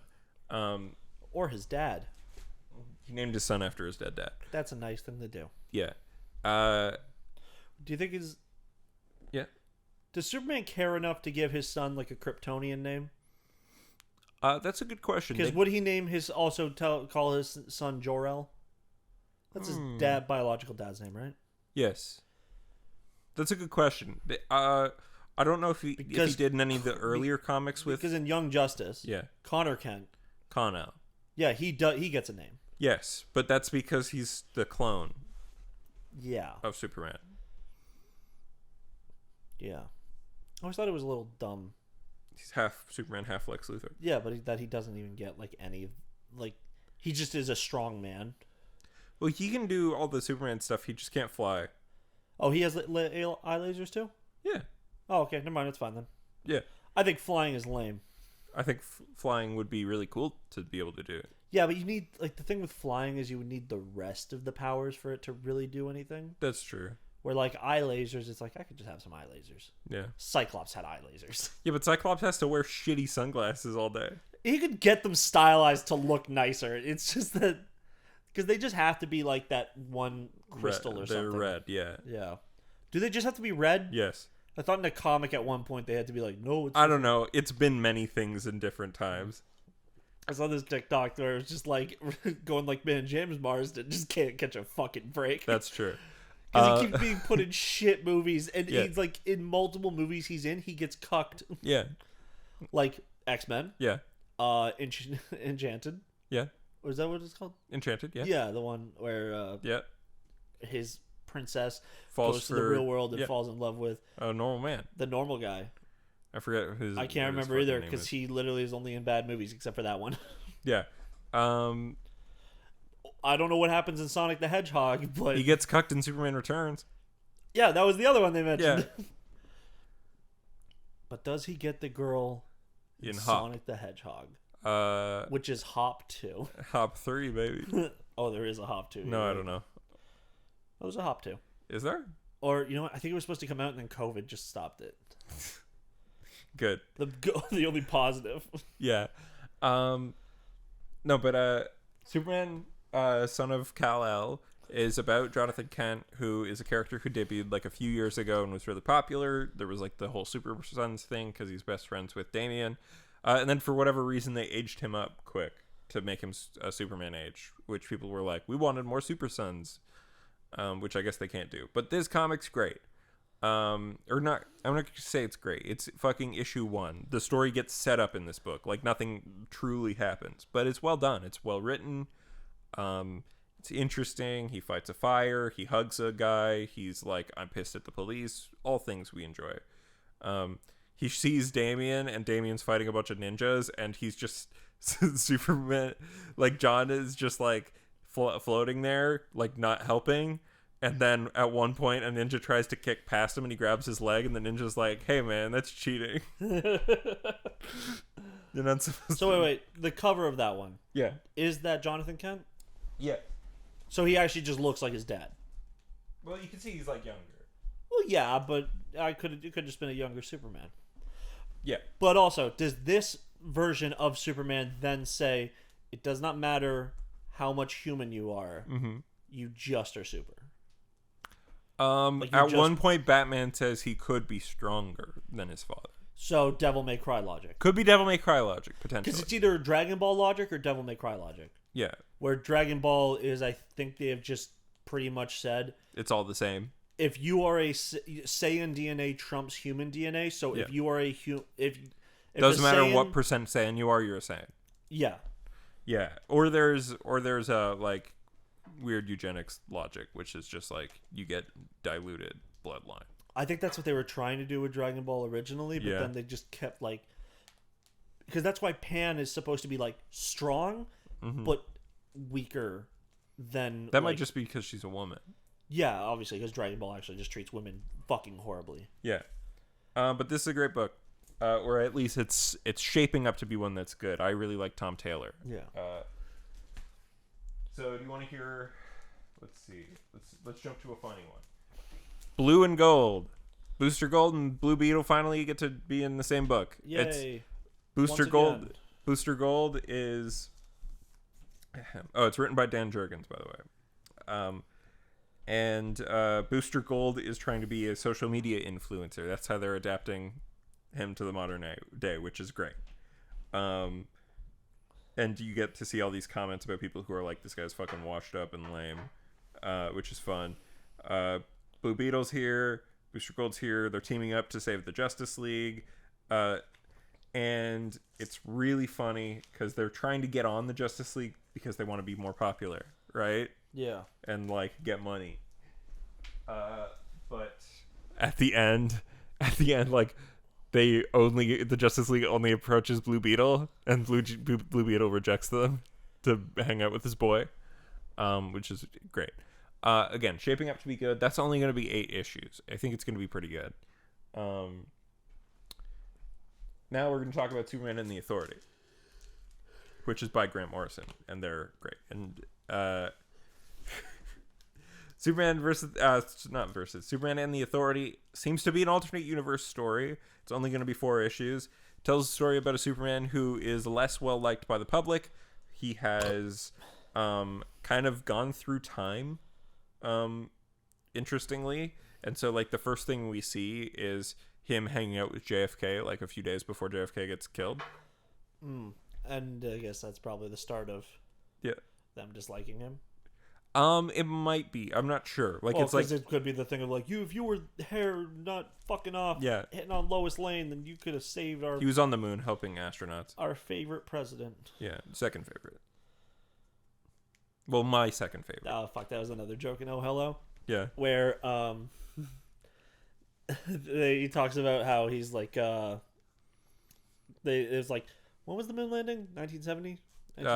69, I think. So it's like, he's like, 1969, the first man ever to step on the moon. I missed it because I was in the Upper West Side helping them fake the moon landing. That's great. Yeah, it's a good joke. But yeah, Superman and the Authority is really cool. I'm interested in seeing where it goes. This one's only going to be 4 issues.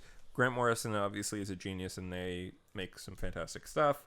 This is Superman is essentially like less powerful and less well liked, and he's trying to recruit a team of people to like help do superhero stuff, but they're all like kind of people who only the last few who are still desperate to work with him. So it's like all these. So he's trying to form like a Justice League. He's trying to form a Suicide Squad. Some kind of Suicide Squad. What are we? Some kind of Suicide Squad? Do you think Idris Elba's going to say that in the new one? No. I don't think anybody's going to say that. I think it'd be funny. Yeah. Because that was such a meme.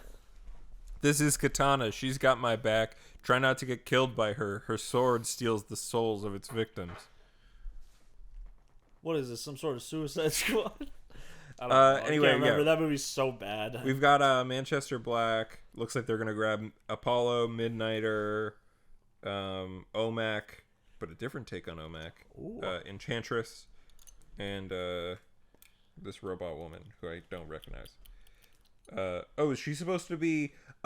she's like supposed to be related to Steel. It says like Natalie Irons. So she's like Steel. That's going to be cool. Keep an eye out for that. Anyway, here's United States Captain America. I've talked about it on the show before, but it's finally out. Yeah, this one you might want to take a gander at. This is the one where Cap goes across the country. This is the one where Captain America's a socialist and young writers are just ruining it and they hate America. Yes. They don't understand what Captain America is really about. Which is about propaganda. Anyway. See, okay. Yep. So we were talking about this suit before. Yeah. When the episode came out. If you take it out of its sleeve, you'll actually see all 4 characters who have been Captain America. Let me just get my hand. I don't fucking care. They come in sleeves. I don't care about the sleeves other than like I don't want the book to be There's ripped. The black guy who can't remember the name and U.S. agent John Walker. John Walker is the guy in the black suit. No, this is a black guy, isn't it? What? That dude looks black. Oh no, it's the lighting. Its face is shaded. Yeah, I think that's supposed. Blackface. I'm pretty sure that's Winter Soldier. That's Bucky? Yeah, Bucky was Cap for a while. So once again, we're leaving out the guy who I can't remember the name of. Yeah, who is it? Come on, Nathan. Just help me out here. Who? The black dude who was old. Isaiah Bradley. Thank you. I knew it was Isaiah. Or no, Isaiah's the kid. Damn it. No, Isaiah's the old man. Eli's the kid. But yeah. So the suit. Yep. This looks like pretty form-fitting. It's just in the show, it looked like it just like came up as like an extra thing. He just looked weird. Okay. But this looks like it's going to be cool. So each issue has like a forward story and a backup story. Forward story is overarching plot with our main Cap. Backup story is like the new Cap who's being introduced in this issue, who's like a person just chilling in the world somewhere, trying to be Captain America type deal. You know? So is he trying to be Captain America, or does he just have the same ideals as Captain America? Yeah, it's like inspired by. He's like his own little Captain America. Like the new guy. So there's going to be new ones showing up in every issue. But the first issue has a dude who is like a gay homeless kid who's like riding the rails and trying to protect other homeless people. Brick what? From the New 52 Teen Titans. Oh, I'm not familiar with New 52 Teen Titans. I think I brought this kid up before. It was like the one new character they brought in. That you were like, this one's cool? I think it was a cool idea. It was like a 15-year-old gay kid, and his powers was like he could do psionic bricks. That's rad. Yeah. But then he was just like really mature. Like it's like, hey, this kid is gay and 15, but he speaks like Lil Nas X currently. Nice. Where he's like super aware of the plight of the gay man. Which obviously kids are as well. Yes. So okay, the kid in this, his name is Aaron Fisher. Is this Captain America? The whole plot is that someone stole Steve's shield and is trying to pretend to be him as well. And there's some kind of plot, but obviously I don't know what it is because this is issue 1 of like however many it winds up being. Yeah. But yeah, that's United States of Captain America. And then we got one left that I actually read a significant amount, and I can tell you this book's fucking fantastic. It's called The Good Asian. It's a 1930s noir about a Chinese American who is a cop. His name isn't Brick, it was Bunker. Bunker. You know what? I read an issue with him in it because he crossed over in Robin Noir, I think. He is currently still in the universe, so he wasn't removed. That's great. So The Good Asian is a fantastic noir. I would highly recommend it if you're somebody who's not into superheroes or continuity. I mean, all this stuff is really great. It's like fine if you don't know continuity. That's what I like about a lot of it.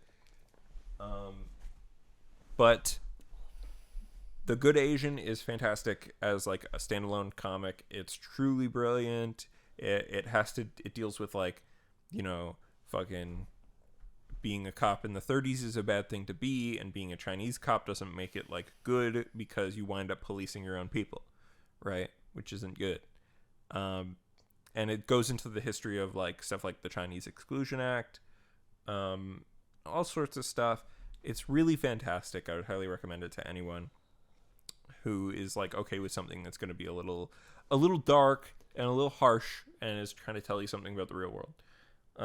More so than even like all this superhero shit. Like even when they try to deal with social issues, like this is much more, you know, realistic. Sure, what's up? I've just been reading the Bunker like Wikipedia page. Yeah.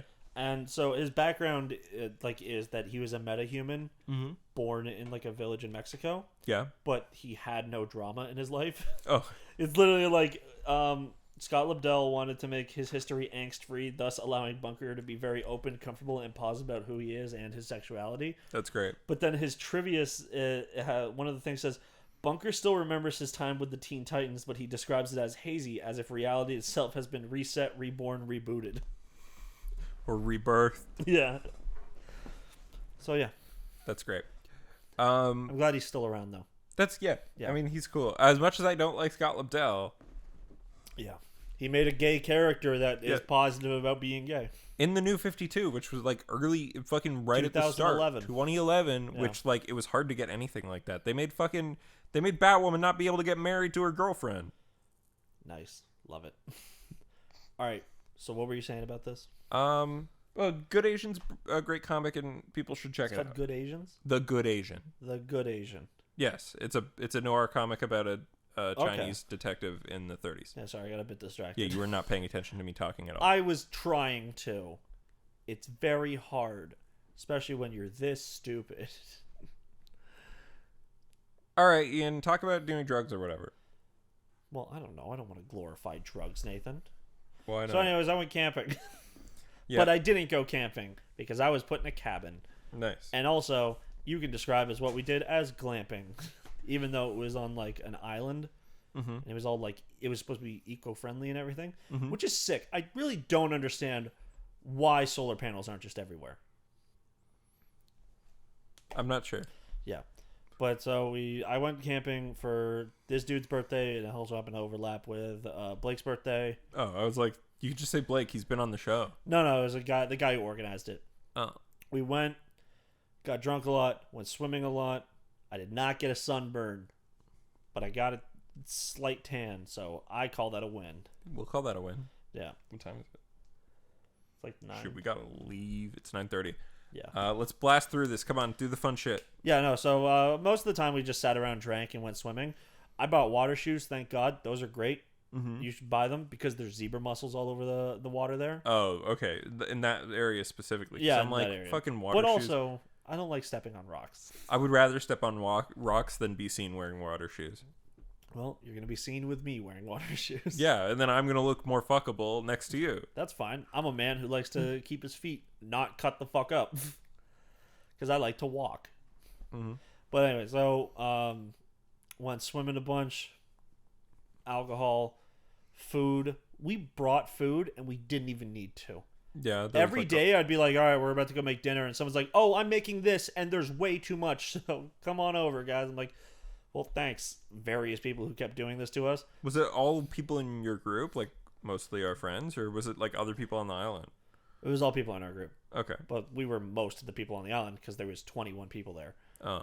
Yeah. So then on the Sunday, we decided to pack a lot of shit in because it was our actual last free night. Because on Monday we were all going to go to sleep early because we had to drive on Tuesday because that's when we were leaving. Okay. So they did karaoke.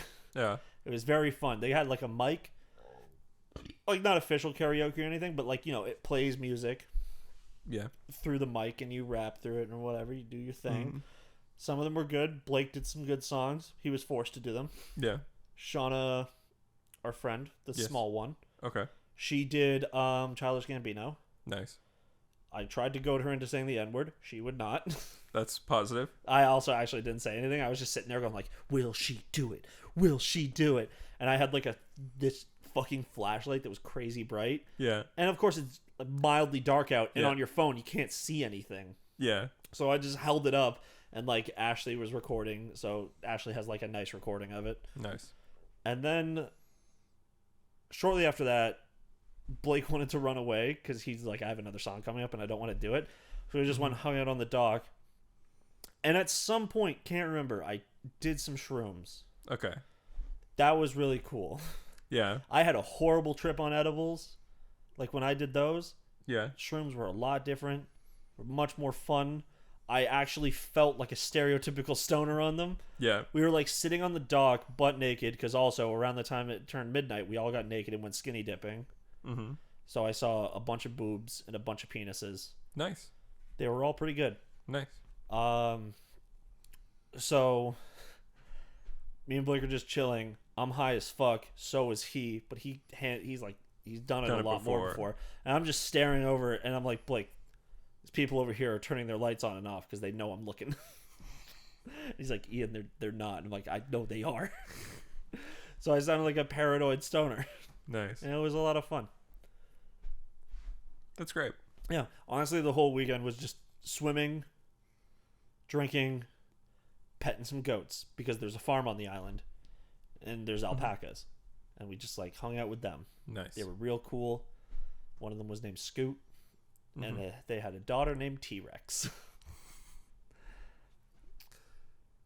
That sounds great. Yeah. They don't really have much because it's not it to tell more stories on here. It would require more names. Yep. And that's not great to do to random people. That's fair. Yeah. And with that, actually, wait, I got one more thing. Oh, I've been watching The League with Stevie, and that show's still very good. Okay. It's definitely not a show that it would be so drastically different if they made it today. Yeah. Because that show was like at the perfect moment of like right before everyone got a little sensitive about comedy, which obviously you should be, definitely. Yeah. But they make a bunch of gay jokes that I don't think are that offensive. Like I think the most prominent gay joke in the show is that Nick Kroll's character names his team the Pete Tops Kevin Bottoms. Like the joke there is that Kevin's a bottom, Pete's a top. So yeah, it's a good time.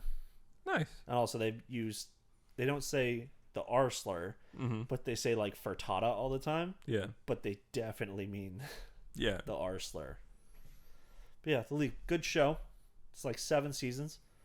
Paul Scheer gets bullied all the time on it. Yeah. Because he deserves it. He's kind of a shithead. Yeah, his character sucks. And also is the most rich. Yeah, because he's a plastic surgeon. Yeah. That's my favorite bit on the show, actually, is that everyone keeps going like, you're not a real doctor. And he's like, I'm a real doctor. I went through residency. He's like, yeah, but now you shove plastic into people, so you're not a real doctor. That's great. But then also, he deserves... Like, you think, like, there's some episodes where it's like, wow, they're really beating down on Andre. Yeah. And then the next episode, Andre will just see, like, Jenny, who's, like... Yeah. One of the main... Like, actually, there's, like, 2 main characters in the show. It's Kevin and Jenny, and they're a married couple. Yeah. I would argue everyone else is supporting. I would say that that you're wrong, and I would say that Mark Duplass is the main character. You know what?